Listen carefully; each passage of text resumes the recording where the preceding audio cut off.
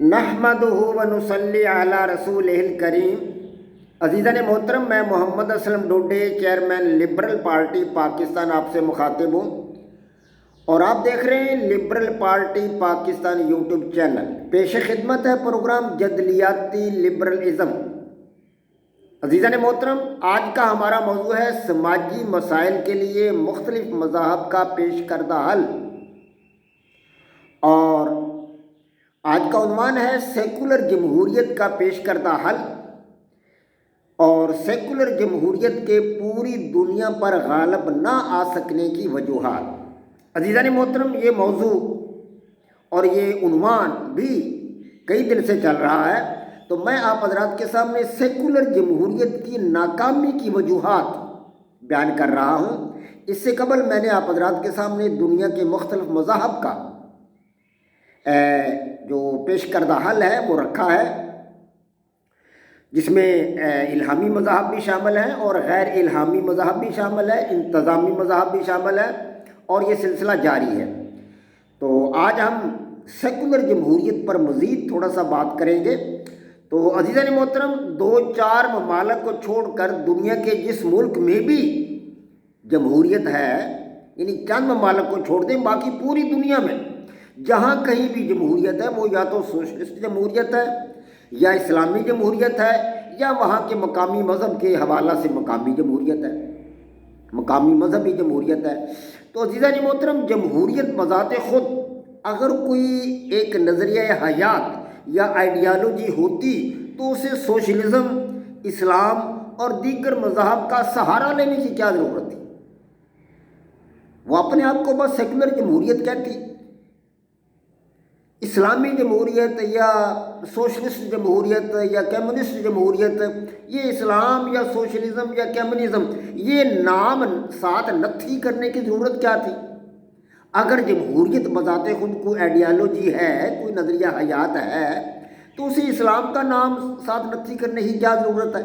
جیسے کہ پاکستان ایک اسلامی جمہوریہ ہے، تو پاکستان کو فقط جمہوریہ کیوں نہیں کہا گیا کہ یہ ایک جمہوریہ ملک ہے؟ اسلامی جمہوریہ کیوں کہا گیا؟ اس طرح بعض ممالک ہیں دنیا میں وہ سوشلسٹ جمہوریہ ہے، کمیونسٹ جمہوریہ ہے، یا وہاں کا جو مقامی مذہب ہے اس کے حوالہ سے مذہبی جمہوریہ ہے۔ تو یہ ایسا کیوں ہے؟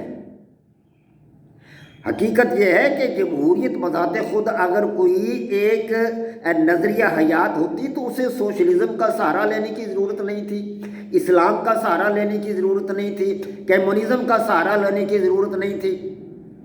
اپنی خصوصیات کی بدولت مذاہب کا وجود دنیا سے مٹا کر پوری دنیا پر غالب آ جاتی، اپنے آپ کو سیکولر جمہوریت کہتی، پوری دنیا پر غالب آ جاتی، مذاہب کو ختم کر دیتی، لیکن ایسا نہیں ہوا۔ جی ہاں، ایسا نہیں ہوا۔ ہم دیکھ رہے ہیں کہ جمہوریت جو ہے وہ مذہب کو ختم کر کے یا کسی مذہب کو ختم نہیں کر سکی، یا کسی تاریخ بر اعظم کی طرف مذہب کو دھکیلنے میں کامیاب نہیں ہو سکی۔ یہی ہم دیکھ رہے ہیں۔ تو مذہب پورے تمتراک کے ساتھ پوری دنیا میں موجود ہے، زندہ ہے، اور پوری دنیا پر حاوی ہے۔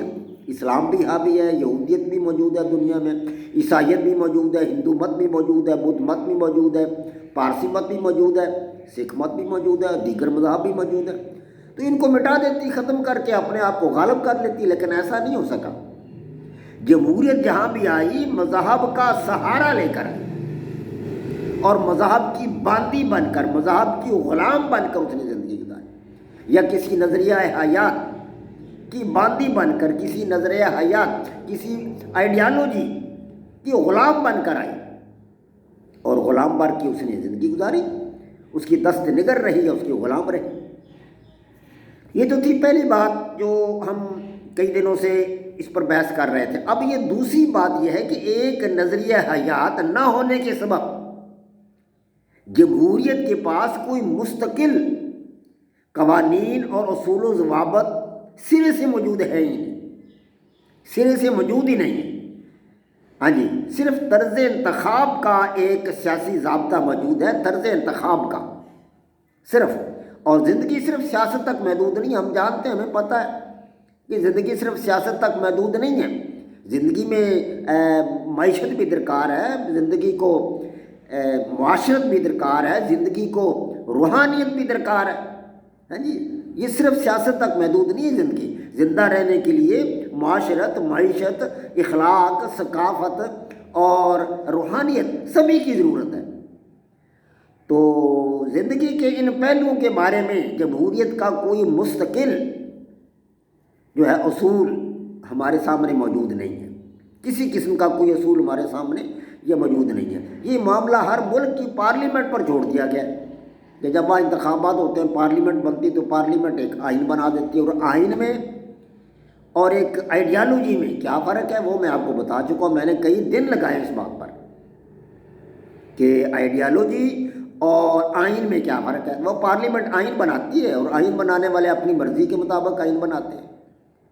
ہاں جی، اپنی مرضی کے مطابق آئین بناتے ہیں پارلیمنٹ والے، اور طاقتور لوگ جو ہیں وہ اپنی مرضی کی قوانین بنوا کر اپنی مرضی کی قوانین بنوا لیتے ہیں اور ملک و قوم کو لوٹتے ہیں.